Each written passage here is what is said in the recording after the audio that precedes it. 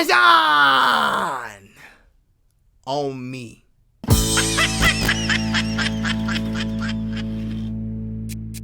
Hello everyone, I hope this show finds you well. Welcome to the Brandon Dilworth Show. This is a show of sense and smack, and yes, y'all, I am still on the roller coaster. Can't get off, we on it now. Might as well ride it out. And as we're riding, let's rock and roll with some feel good content.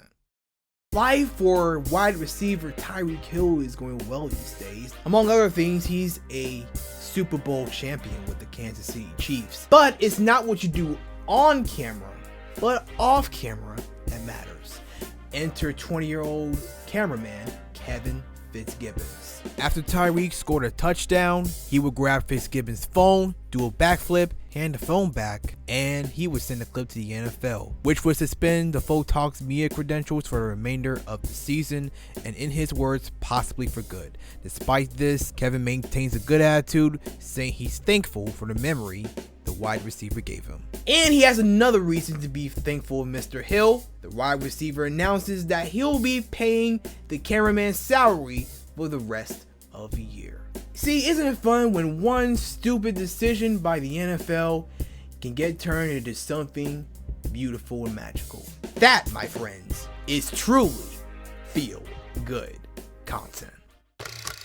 Ladies and gentlemen, it is now time for the Falcons welfare check. First, Falcons versus Saints. I gotta give it to them. There was a thriller, great matchup. Looks like that bye week pretty much helped. Everybody needed a break. I know Arthur Smith needed a break. He needed to get his calls right. But this game!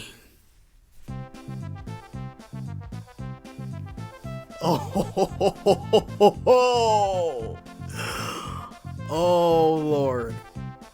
Don't tickle me yet. Don't tickle me yet. I'm not ready to jump just yet. But my inner 15, 16-year-old, whenever I was interested in the Falcons, is jumping for joy right now. Unlike the last game with the Saints, this game was messy. It was more of a showcase of defense than an offensive shootout. And I gotta tell you, that touchdown, that looked pretty sweet. This is where I got to send my apologies to Desmond Ridder, and for that matter, Taylor Heineke.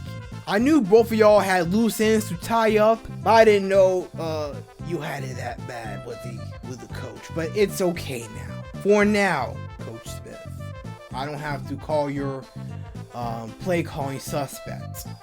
For once, it was pretty decent. And with Saints, oh Lord, it was actually better than I ever anticipated. Let's see what happens with the Bucks. And my old podcast partner and Florida homie Becca, shout out to her. Hope you are doing well, healing up. But we gotta tag your man again. I'm sorry, but we gotta tag him again. We gotta tag your Bucks again. Let me tell you something. It was 3 weeks ago when I was swimming in extreme regret for this segment.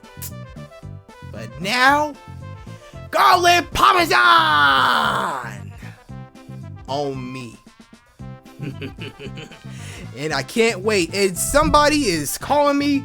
Who the world cares? If you gonna be bold and call me, leave me a voicemail. And when you leave me a voicemail, be sure to be nice to me. You know what? Let's go ahead and get this voicemail, because I already feel good. This guy looks familiar. Let's just go ahead and see what he has to say. All right, I'm gonna put it up to the microphone so y'all can hear. All right. Oh, let me put this on speaker. Here we go. Message. Hello, this is Mr. Superman.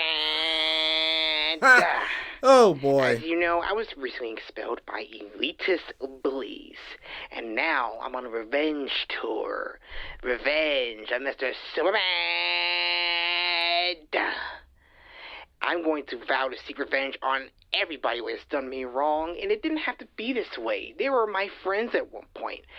But I have no choice, because I'm the richest Wall Street Jew in the world. What is this man so much talking so, about? I purchased Botox, OnlyFans, and designer clothes. See, isn't that what rich people do? They buy stupid things. I mean, it's cool to serve the common folk and all. But rich people were put on this planet to buy big, stupid things. And please, continue the search of my niece. She's still missing. I miss her so much. Anyway, Revenge of Mr. Superman! He looked familiar though. Oh well, who cares? That was some unknown guy calling me that I don't care to know. And that was your Falcons Welfare Check. Now it's time for the segment in which we like to ask the question, but why?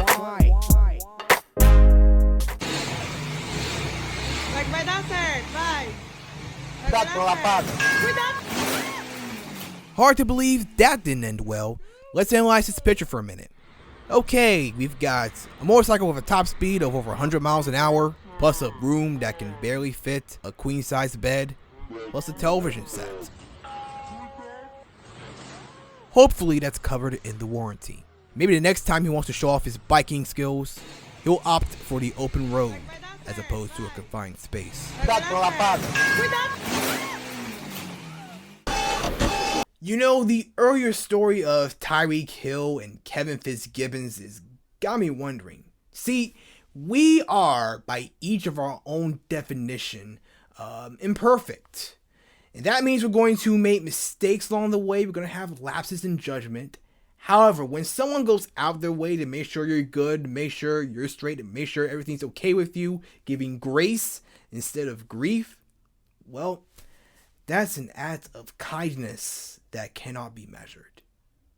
You see, grace is being kind and compassionate to your fellow person, even when they don't deserve it at the moment. Think about it. Ladies and gentlemen, that's it for the show. Thanks so much for watching. Like, comment, share, subscribe, and click on the bell. Until we meet again, don't forget to love yourself and one another. Revenge of Mr. Superman!